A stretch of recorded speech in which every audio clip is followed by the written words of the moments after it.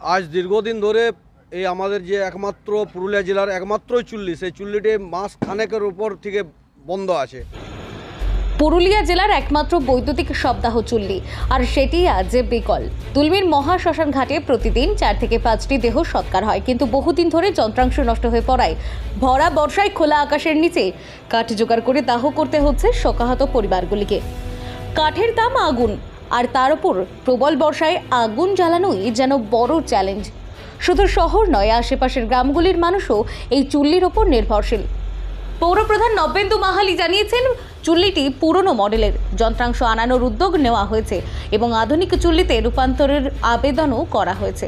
তবুও প্রশ্ন রয়েই যায়, যতদিন মেরামত না হয় ততদিন কি এই কষ্টই হবে সঙ্গী? পুরুলিয়ার মানুষ চাইছেন দ্রুত চুল্লি সারাই হোক, যাতে মৃত্যুর পর অন্তত শেষ যাত্রায় মর্যাদা পাওয়া যায়। আপনার কি মনে হয়, এত জরুরি পরিষেবার রক্ষণাবেক্ষণে এত দেরি কেন? লাইক দিন, শেয়ার করুন আর কমেন্টে আপনার মতামত জানাতে ভুলবেন না।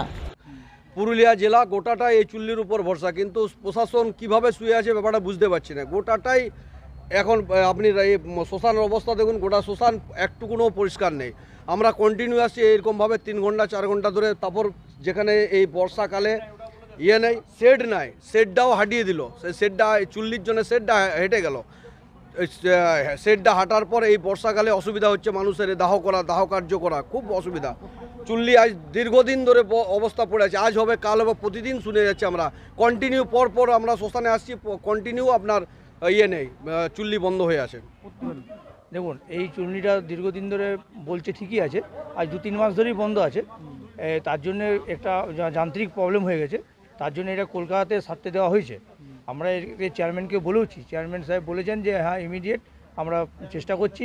আমাদের মনে হয় কাল পরশুর মধ্যে জালিটা চলে আসবে, যেটা বডি পোড়া হয়, সেই জালিটা কোনো কারণে গলে গেছে।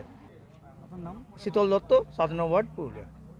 মাঝখানে চুল্লিটা ঝড়ে চিমনিটা পড়ে গিয়েছিল, তখন কিছুদিন বন্ধ ছিল, কারণ তখন যদি বডি ঢোকানো হতো তাহলে ধোঁয়া এলাকায় চলে যেত। এটার জন্য কিছুদিন বন্ধ ছিল, সপ্তাহখানেক।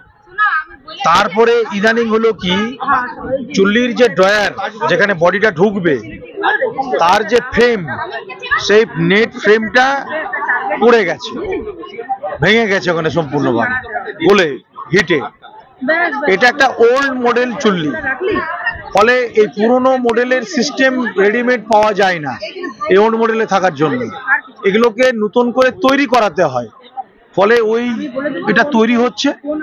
এজেন্সিকে বলা হয়েছে খুব শীঘ্রই এসে উনি লাগিয়ে দেবেন। আমরা এই চুল্লিটাকে রেনোভেশনের জন্য প্রস্তাব দিচ্ছি, যে রিসেন্ট যে মডেল যে চুল্লি আছে সেই মডেলের চুল্লিটা করা হোক।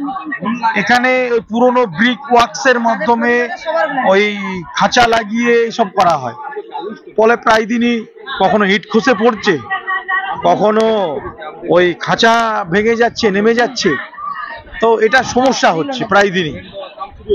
মূল বিষয়টাই হচ্ছে এই ধরনের চুল্লি এখন কোথাও আর চলে না। ইলেকট্রিক চুল্লি এখন আপডেট টেকনোলজি দিয়ে চলে। আমরা সেই প্রপোজালটা পাঠিয়েছি, তাহলে এই সমস্যাগুলো আর থাকবে না। এখন আপাতত এটাকে রেগুলার হবে, কয়েকদিনের মধ্যে এজেন্সি ওই মাল নিয়ে আসছে।